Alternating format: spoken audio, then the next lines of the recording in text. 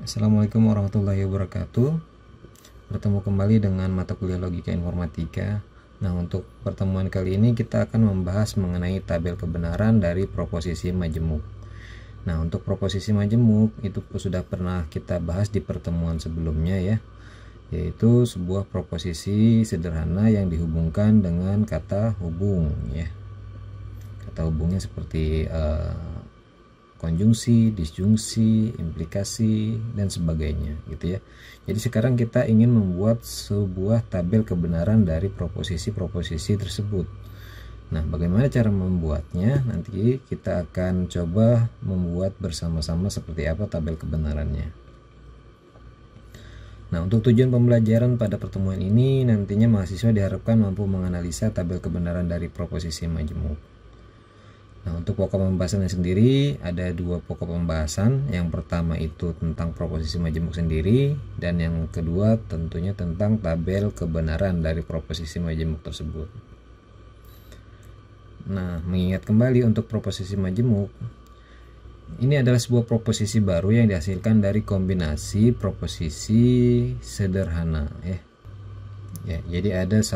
Jadi ada dua atau lebih proposisi sederhana yang dihubungkan dengan kata hubung. Oke.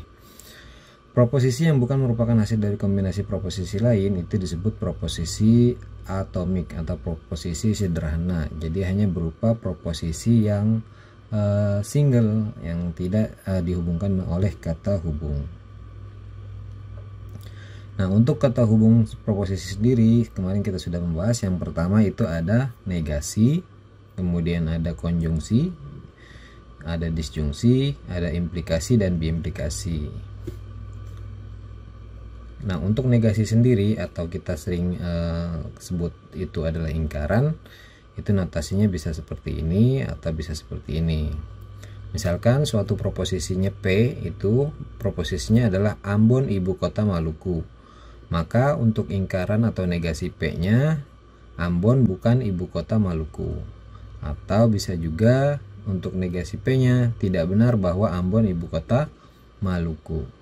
Nah, jika proposisi P ini bernilai benar atau true, maka untuk negasi ataupun ingkarannya yang tadinya P-nya bernilai benar atau true, maka negasinya bernilai salah atau false. Gitu ya. Begitupun sebaliknya. Jika proposisi tersebut bernilai salah atau false, maka untuk negasinya itu bernilai benar atau true ya. Itu untuk negasi.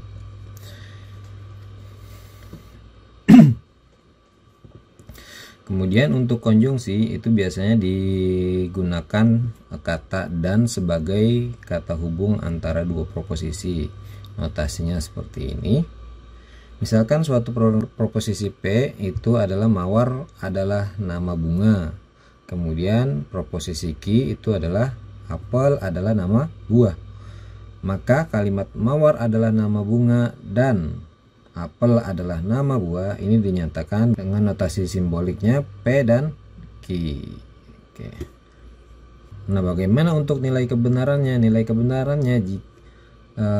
kebenarannya seperti apa yang kemarin? Kalau misalkan pernyataan P-nya bernilai benar dan Q-nya bernilai benar, maka untuk konjungsinya itu bernilai benar. Oke. Sisanya jika salah satu bernilai salah atau dua-duanya bernilai salah, itu maka untuk konjungsinya akan bernilai salah gitu ya, seperti yang sudah kita bahas kemarin.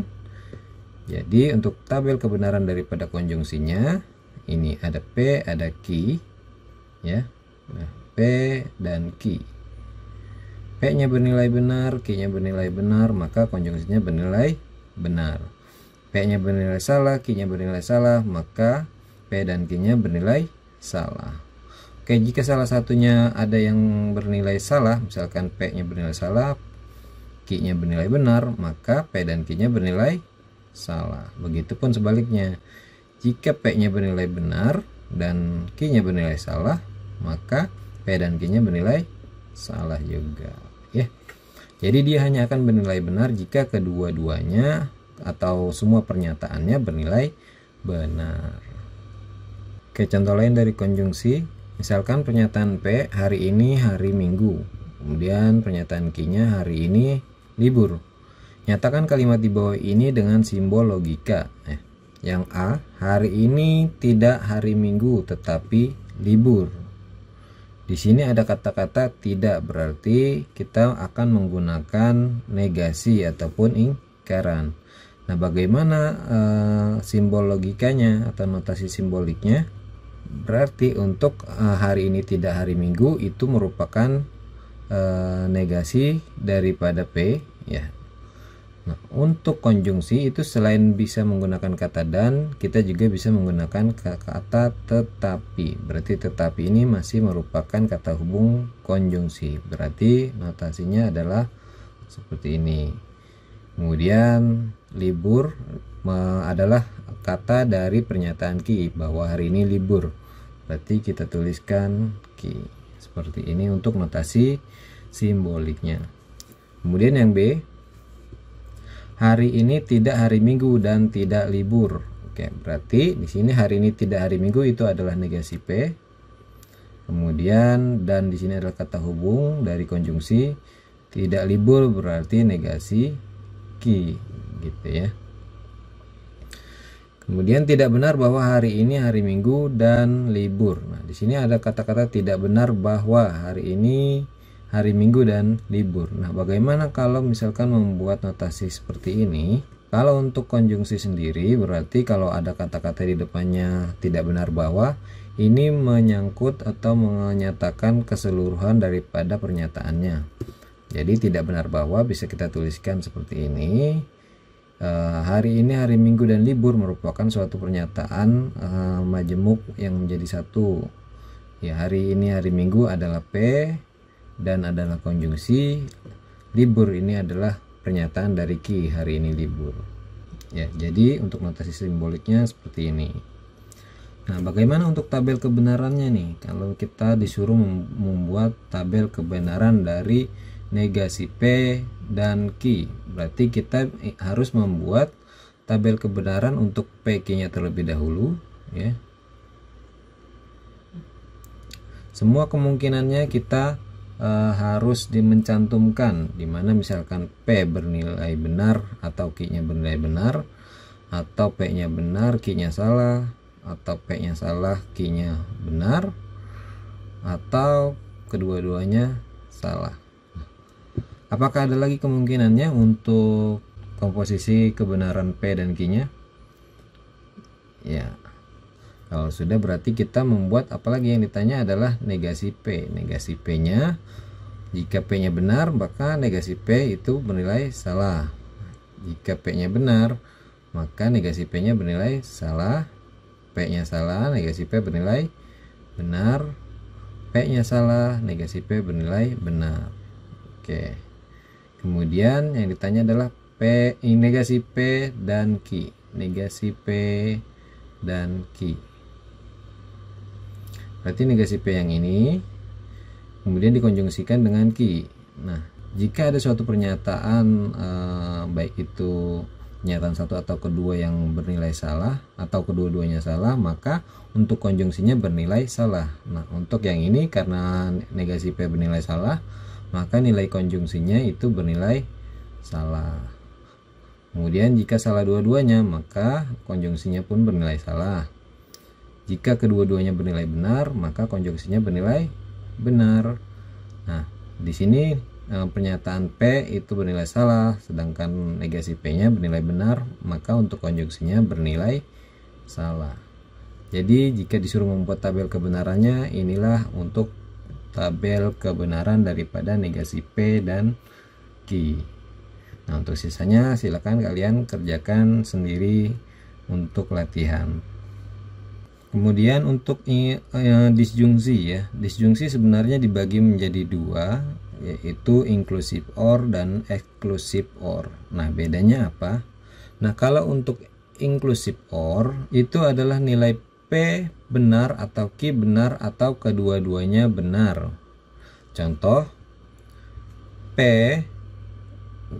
proposisi P, 7 adalah bilangan prima, Q 7 adalah bilangan ganjil. Maka untuk disjungsinya P atau Q ya. 7 adalah bilangan prima atau ganjil ya. Di sini nilai P itu bisa bernilai benar atau Q bisa bernilai benar, atau bisa kedua-duanya bernilai benar gitu ya. Itu yang dinamakan daripada inclusive OR, notasinya seperti huruf P. Kemudian untuk disjungsi ada juga yang exclusive OR, notasinya seperti ini. Nah, untuk exclusive OR ini itu nilai P-nya benar atau Q-nya benar, tetapi tidak untuk kedua-duanya bernilai benar. Contoh misalkan P-nya, saya akan melihat pertandingan sepak bola di TV. Kemudian Q-nya adalah saya akan melihat pertandingan sepak bola di lapangan. Nah, untuk exclusive OR-nya, P exclusive OR, saya akan melihat pertandingan sepak bola di TV atau di lapangan. Tentunya jika nilai P-nya ini bisa bernilai benar atau nilai Q-nya bernilai benar, tetapi tidak mungkin kedua-duanya bernilai benar secara bersamaan. Artinya tidak mungkin kita menonton sepak bola di satu waktu, satu di TV, satu lagi di lapangan, kecuali TV-nya ada di lapangan gitu ya. Nah, itu yang dinamakan exclusive OR. Jadi bedanya adalah jika pada exclusive OR nilai kebenarannya itu tidak bisa atau tidak memungkinkan terjadi nilai kebenaran kedua pernyataan tersebut bernilai benar secara bersamaan gitu ya. Nah, bagaimana untuk nilai kebenarannya sendiri? Oke, nilai kebenaran dari exclusive OR itu jika P dan Q-nya bernilai benar dua-duanya atau P Q-nya bernilai salah dua-duanya, maka P exclusive OR Q itu akan bernilai salah. Namun jika P-nya bernilai benar, Q-nya bernilai salah, atau P-nya bernilai salah, Q-nya bernilai benar, maka untuk exclusive OR-nya bernilai benar kedua-duanya. Oke, itu untuk tabel kebenaran daripada masing-masing kata hubungnya. Nah, kalau kita simpulkan berarti sebenarnya tabel kebenaran itu adalah tabel dalam matematika yang digunakan untuk melihat nilai kebenaran dari suatu pernyataan. Nah, kalau tadi kita bisa simpulkan untuk negasinya sendiri, itu nilai kebenarannya adalah berbanding terbalik dengan pernyataannya ya. Tadi ya, jika pernyataannya bernilai true atau benar, maka untuk negasinya bernilai false atau salah. Nah, sedangkan untuk disjungsi dibagi menjadi dua ya, yang inclusive OR, ini inclusive, kemudian ada juga exclusive ya. Nah, untuk inklusif sendiri itu akan bernilai benar jika salah satunya bernilai benar. Oke. Jika P-nya benar, Q-nya benar, maka bernilai benar ya. Pokoknya jika ada yang bernilai benar, maka nilai disjungsinya itu bernilai benar. Tapi jika dua-duanya salah, maka nilai disjungsinya akan bernilai salah. Sedangkan untuk exclusive OR-nya itu tadi yang sudah dibahas, bahwa dia akan bernilai benar jika hanya salah satu dari pernyataannya bernilai benar ya. Untuk implikasi, implikasi ini akan bernilai salah jika pernyataan pertama yang diimplikasikan atau sebab yang menjadi sebabnya atau yang menjadi hipotesanya itu bernilai benar, sedangkan untuk hasilnya atau kesimpulannya itu bernilai salah, maka nilai kebenaran dari implikasinya itu bernilai salah. Sisanya itu adalah bernilai benar gitu. Itu untuk mengingatnya. Nah, untuk B implikasi itu adalah nilai kebenarannya berbanding terbalik dengan exclusive OR gitu ya. Jadi untuk B implikasi, jika kedua nilai pernyataan tersebut sama, misalkan true dengan true, maka nilai B implikasinya akan true. Atau nilai P Q-nya sama-sama false, maka nilai B implikasinya bernilai true. Namun jika berbeda P dan Q-nya, maka B implikasinya akan bernilai false. Nah, bagaimana cara membuat tabel kebenaran? Nah, Cara membuat tabel kebenaran yang pertama kali, misalkan diketahui dua buah pernyataannya, maka untuk nilai kebenarannya dibuat menjadi 4 baris. Artinya kita menyusun semua kemungkinan pasangan yang akan terjadi. Misalkan P-nya bernilai benar, Q-nya bernilai benar. Ini merupakan suatu pasangan kemungkinan, satu pasang kemungkinan. Kemudian P-nya bernilai benar, Q-nya bernilai salah. Ini pasangan yang kedua. Oke, kemungkinan yang kedua ya. Atau P-nya bernilai salah, Q-nya bernilai benar. Ini pasangan yang ketiga atau kemungkinan yang ketiga, atau kedua-duanya salah gitu. Nah, ini kemungkinan yang keempat gitu. Ada lagi nggak Pak kira-kira pasangan kemungkinan yang lain? Nah, sudah tidak ada gitu. Nah, bagaimana kalau misalkan 3 pernyataan, ada P, ada Q, ada R? Kita harus membuat satu pasang kemungkinan. Misalkan P-nya bernilai benar, Q-nya bernilai benar, R-nya bernilai benar. Ini adalah satu kemungkinan. Kemudian kemungkinan yang kedua, P-nya benar, Q-nya benar, R-nya salah gitu. Kemudian yang ketiga, P-nya benar, Q-nya salah, R-nya benar, dan seterusnya. Nah, bagaimana kalau misalkan pernyataan tersebut ada banyak, ada P, ada Q, ada R, ada S, ada T gitu ya. Nah, kira-kira ada berapa pasang kemungkinan? Nah, kalau kita mau mencocokkan satu-satu boleh gitu ya. Namun mungkin ada yang kelewat nanti pasangan kemungkinannya. Nah, untuk itu, untuk nilai tabel kebenarannya sendiri memiliki rumus. Jadi ada berapa baris nih ya kira-kira pasangan kemungkinannya? Itu rumusnya adalah 2 pangkat N baris. N ini adalah jumlah proposisi ataupun jumlah pernyataannya. Misalkan pernyataannya tadi ada 2 ya, P dan Q. Jadi untuk barisnya adalah 2 pangkat 2, yaitu ada 4 baris.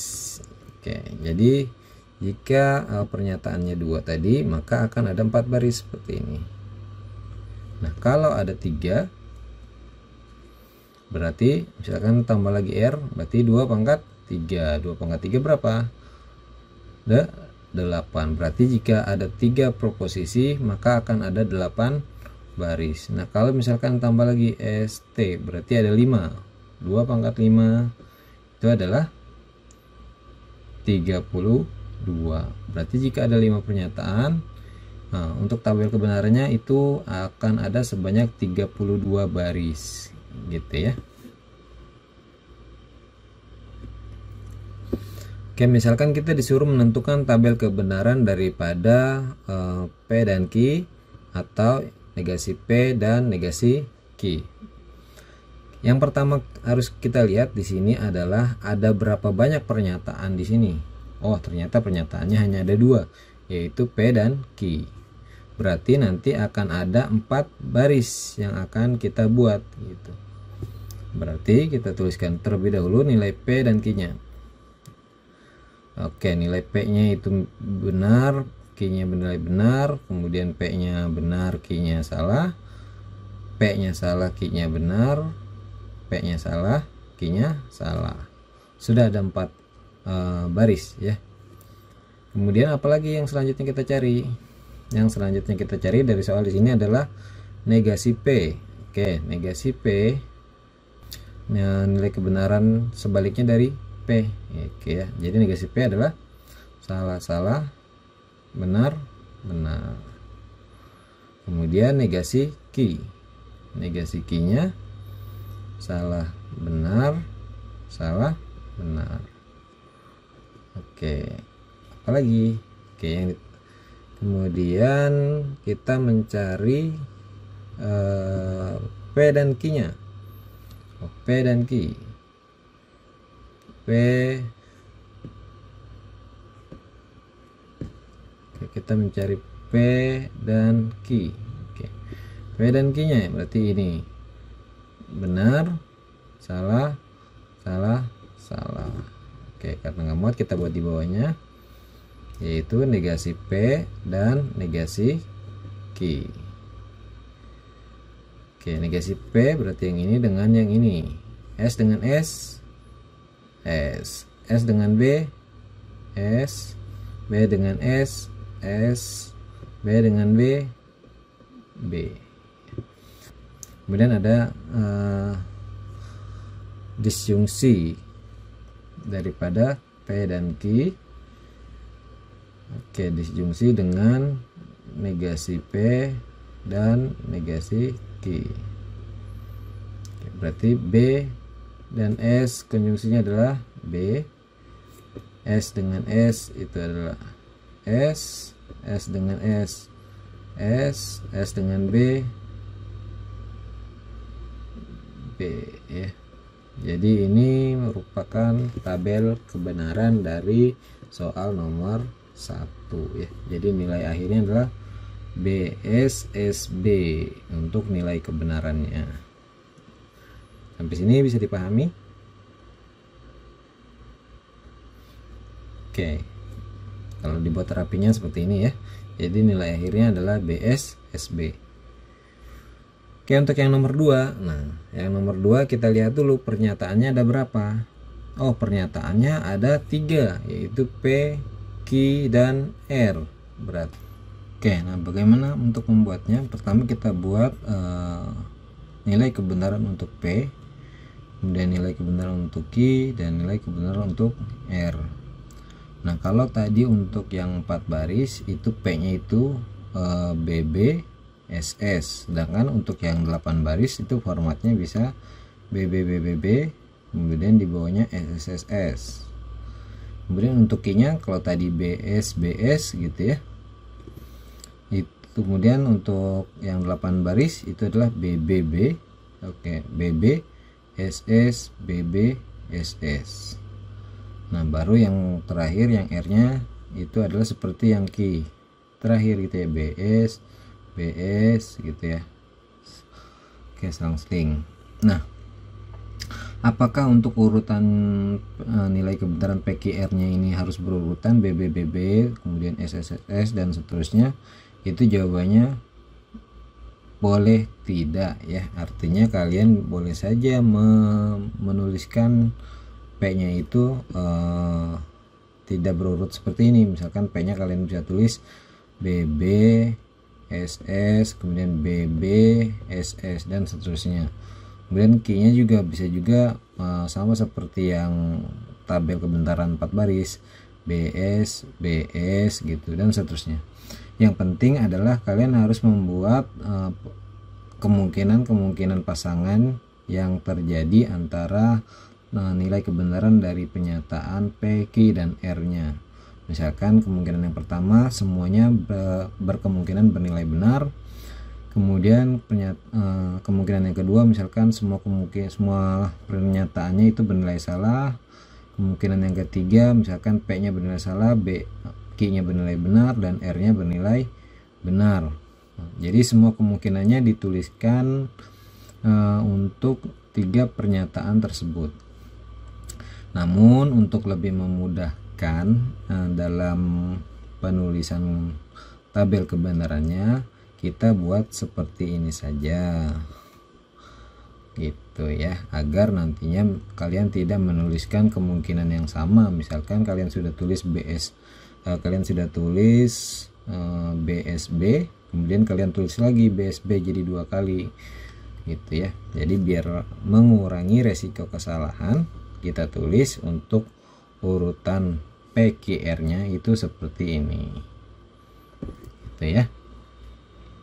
Kemudian yang ditanya adalah apalagi yang harus dicari. Oh, ini negasi Q, berarti kita cari negasi Q-nya, yaitu lawan nilai kebenaran dari proposisi atau pernyataan Q. Misalkan Q-nya itu B, maka negasi Q-nya adalah S dan seterusnya. Kemudian kita cari nih konjungsi dari P dan Q. Oke, konjungsinya sudah dicari. B dengan B itu adalah B, B dan B itu B, B dan S itu S, dan seterusnya sampai S dan S itu S ya. Kemudian negasi Q dan R, kita buat negasi Q dan R nya. Berarti negasi Q dan R itu yang mana?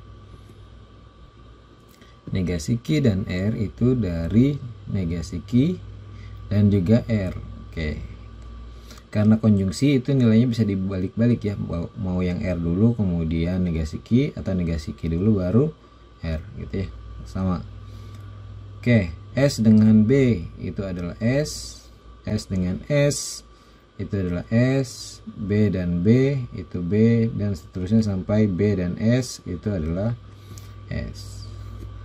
Kemudian kita cari disjungsi daripada P dan Q atau negasi Q dan R. Oke, berarti yang ini dan yang ini.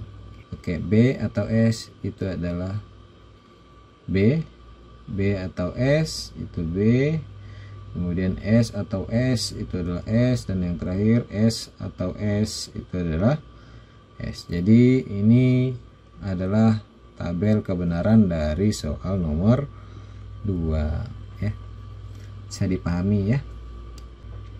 Oke, di sini kita masih menggunakan hanya 3 kata hubung ya, yaitu negasi, konjungsi, dan disjungsi. Kita belum menggunakan ya, implikasi dan biimplikasi.